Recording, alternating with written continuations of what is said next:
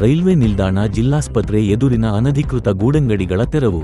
ಪಾಲಿಕೆ ಕಾರ್ಯಾಚರಣೆಗೆ ವ್ಯಾಪಾರಿಗಳ ವಿರೋಧ, ಸಾರ್ವಜನಿಕ ಹಿತಕ್ಕಾಗಿ ಕ್ರಮ ಎಂದ ಆಯುಕ್ತ ಕೃಷ್ಣಮೂರ್ತಿ.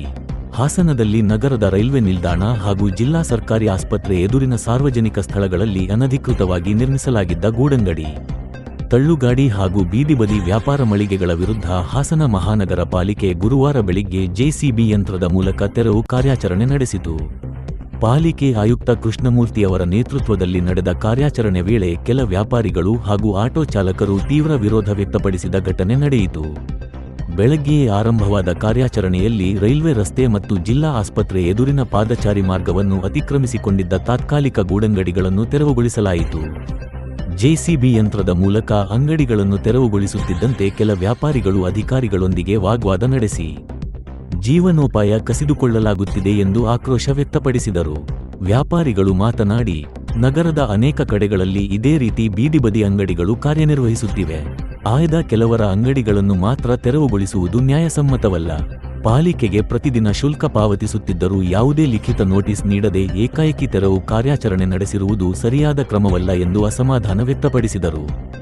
ಬಡ ಕುಟುಂಬಗಳ ಜೀವನೋಪಾಯಕ್ಕೆ ಈ ಅಂಗಡಿಗಳೇ ಆಧಾರವಾಗಿದ್ದು, ಪರ್ಯಾಯ ವ್ಯವಸ್ಥೆ ಕಲ್ಪಿಸದೆ ತೆರವುಗೊಳಿಸಿರುವುದು ಸಂಕಷ್ಟಕ್ಕೆ ದೂಡಿದೆ ಎಂದು ಆರೋಪಿಸಿದರು.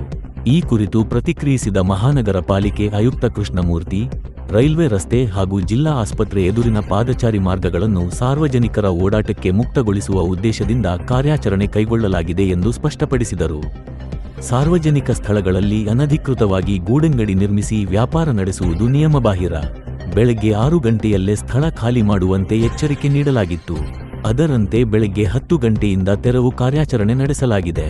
ಜಿಲ್ಲಾ ಆಸ್ಪತ್ರೆ ಎದುರು ಆಹಾರ ಪದಾರ್ಥಗಳ ಮಾರಾಟ ನಡೆಯುತ್ತಿದ್ದು, ಸ್ವಚ್ಛತಾ ನಿಯಮಗಳನ್ನು ಪಾಲಿಸದಿರುವ ಬಗ್ಗೆ ನಿರಂತರ ದೂರುಗಳು ಬಂದಿದ್ದವು.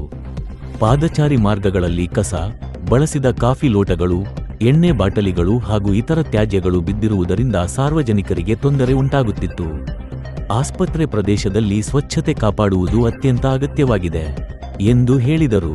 ನಗರದಾದ್ಯಂತ ಹಂತ ಹಂತವಾಗಿ ಇದೇ ರೀತಿಯ ಅನಧಿಕೃತ ಅತಿಕ್ರಮಣಗಳನ್ನು ತೆರವುಗೊಳಿಸಲಾಗುವುದು. ಬಿಎಂ ರಸ್ತೆಯಲ್ಲೂ ಇತ್ತೀಚೆಗೆ ಹಣ್ಣಿನ ಅಂಗಡಿಗಳನ್ನು ತೆರವುಗೊಳಿಸಲಾಗಿತ್ತು. ಎಲ್ಲೆಲ್ಲಿ ಸಾರ್ವಜನಿಕರಿಂದ ದೂರುಗಳು ಬರುತ್ತವೆಯೋ ಅಲ್ಲಿ ಪರಿಶೀಲನೆ ನಡೆಸಿ ಕ್ರಮ ಕೈಗೊಳ್ಳಲಾಗುವುದು. ಇದಕ್ಕೂ ಮುನ್ನ ಹಲವು ಬಾರಿ ಬಾಯಿಮಾತಿನ ಎಚ್ಚರಿಕೆ ಹಾಗೂ ಮನವರಿಕೆ ಮಾಡಿಕೊಡಲಾಗಿದ್ದರೂ ಅತಿಕ್ರಮಣ ತೆರವುಗೊಳಿಸದ ಹಿನ್ನೆಲೆಯಲ್ಲಿ ಈಗ ಕಠಿಣ ಕ್ರಮ ಅನಿವಾರ್ಯವಾಗಿದೆ ಎಂದು ಆಯುಕ್ತರು ತಿಳಿಸಿದರು. ಸಾರ್ವಜನಿಕರ ಸುರಕ್ಷತೆ, ಪಾದಚಾರಿಗಳ ಅನುಕೂಲ ಹಾಗೂ ನಗರ ಸ್ವಚ್ಛತೆಯನ್ನು ಕಾಪಾಡುವುದು ಪಾಲಿಕೆಯ ಪ್ರಮುಖ ಹೊಣೆಗಾರಿಕೆಯಾಗಿದೆ. ಆದ್ದರಿಂದ ತಳ್ಳುಗಾಡಿ ಹಾಗೂ ಗೂಡಂಗಡಿಗಳನ್ನು ಎಲ್ಲೆಂದರಲ್ಲಿ ಸ್ಥಾಪಿಸಲು ಅವಕಾಶ ನೀಡಲಾಗುವುದಿಲ್ಲ ಎಂದು ಅವರು ಹೇಳಿದರು. ತೆರವು ಕಾರ್ಯಾಚರಣೆಯಲ್ಲಿ ಮಹಾನಗರ ಪಾಲಿಕೆಯ ಆರೋಗ್ಯಾಧಿಕಾರಿಗಳು, ಕಂದಾಯ ವಿಭಾಗದ ಸಿಬ್ಬಂದಿ, ಇತರ ಅಧಿಕಾರಿಗಳು ಹಾಗೂ ಸಿಬ್ಬಂದಿ ಭಾಗವಹಿಸಿದ್ದರು. ಕಾರ್ಯಾಚರಣೆ ವೇಳೆ ಕೆಲಕಾಲ ಉದ್ವಿಗ್ನ ವಾತಾವರಣ ನಿರ್ಮಾಣವಾದರೂ ಬಳಿಕ ಪರಿಸ್ಥಿತಿ ನಿಯಂತ್ರಣಕ್ಕೆ ಬಂತು. ಸರ್, ಈ ದಿನ ನಾವು ಹಾಸ್ಪಿಟಲ್ ರೋಡು ಮತ್ತು ರೈಲ್ವೆ ಸ್ಟೇಷನ್ ಎರಡು ಕಡೆನೂ ಕೂಡ ಈ ಸಾರ್ವಜನಿಕ ಸ್ಥಳಗಳಲ್ಲಿ ಅನಧಿಕೃತವಾಗಿ ಯಾವ್ಯಾವ ಅಂಗಡಿ ಇದ್ದರೂ ಅದನ್ನೆಲ್ಲ ತೆರವುಗೊಳಿಸೋ ಕಾರ್ಯಕ್ರಮನ ಇಟ್ಕೊಂಡಿದ್ದೀವಿ. ಈಗಾಗಲೇ ಬೆಳಿಗ್ಗೆ 6 ಗಂಟೆಯಲ್ಲಿ ಒಂದು ವಾರ್ನಿಂಗ್ ಕೊಟ್ಟು ಹೋಗಿದ್ವಿ. ಎಲ್ಲರೂ ಕೂಡ ಒಂದು 2 ಅವರಲ್ಲಿ ಇದನ್ನೆಲ್ಲ ತೆರವುಗೊಳಿಸ್ಬೇಕು ಅಂತ. ಈಗ ಅದ್ರ ಪ್ರಕಾರ 6 ಗಂಟೆಯಿಂದ ಒಂದು 10 ಗಂಟೆವರೆಗೂ ಸುಮ್ಮನೆ ಇದ್ವಿ. ಈಗ ಯಾರು ತೆರವುಗೊಳಿಸದೇ ಇರೋದ್ರಿಂದ ಇದನ್ನೆಲ್ಲ ತೆರವುಗೊಳಿಸ್ತಾ ಇದ್ವಿ. ಮುಖ್ಯ ಉದ್ದೇಶ ಏನಂದರೆ ಸರ್, ಇದು ಹಾಸ್ಪಿಟ್ಲ್ ಎದುರುಗಡೆ ಇದೆ. ಸಾರ್ವಜನಿಕರು ಇಲ್ಲಿ ಬಂದು ಊಟ ತಿಂಡಿ ಅದನ್ನೆಲ್ಲ ಮಾಡ್ತಾಯಿದ್ರು. ಮಾಡೋವಂಥ ಸಂದರ್ಭದಲ್ಲಿ ಸ್ವಚ್ಛತೆಯನ್ನು ಕಾಪಾಡ್ಕೋಬೇಕಾಗಿರೋದು ಅವ್ರ ಕರ್ತವ್ಯ ಇರ್ತದೆ ಸರ್. ಯಾರು ಸ್ವಚ್ಛತೆಯನ್ನು ಕಾಪಾಡ್ಕೊಂಡಿಲ್ಲ. ಮತ್ತು ಇದು ಸಾರ್ವಜನಿಕರು ಓಡಾಡೋವಂಥ ಸ್ಥಳ. ಈ ಸ್ಥಳಗಳಲ್ಲಿ ನಾವು ಸ್ವಚ್ಛತೆ ಕಾಪಾಡ್ಕೊಳ್ಳಿಲ್ಲ ಅಂದರೆ ಭಾಳ ಕಷ್ಟ ಆಗುತ್ತೆ. ಹಾಗಾಗಿ ಹಂತ ಹಂತವಾಗಿ ಮಹಾನಗರ ಪಾಲಿಕೆ ವ್ಯಾಪ್ತಿಯಲ್ಲಿ ಎಲ್ಲೆಲ್ಲಿ ಈ ರೀತಿಯಾಗಿ ಅನಧಿಕೃತ ಅಂಗಡಿಗಳನ್ನ ಅಥವಾ ಬೀದಿ ಬದಿಯಲ್ಲಿ ಸ್ವಚ್ಛತೆಯನ್ನು ಕಾಪಾಡದಲ್ಲಿ ಇಟ್ಕೊಂಡಿರ್ತಾರೆ ಅವ್ರನ್ನ ತೆರವುಗೊಳಿಸುವಂಥದ್ದು ನಮ್ಮ ಮುಖ್ಯ ಉದ್ದೇಶ ಸರ್. ಈಗ ಮಾಡ್ತಾನೆ ಇದ್ದೀವಿ, ಅಂಥದ್ದು ಮಾಡ್ತಾ ಇದ್ದೀವಿ ಸರ್. ಮೊನ್ನೆ 1-2 ದಿನ ಮುಂಚೆ BM ರಸ್ತೆಯಲ್ಲಿ ಅಣ್ಣನವ್ರನ್ನ ಒಂದು 4-5 ಜನ ತೆಗ್ಸಿದ್ವಿ. ಈಗ ಇವತ್ತು ರೈಲ್ವೆ ಸ್ಟೇಷನ್ ಮತ್ತು ಹಾಸ್ಪಿಟ್ಲ್ ಮುಂದ್ಗಡೆ ಇಟ್ಕೊಂಡಿದ್ದೀವಿ.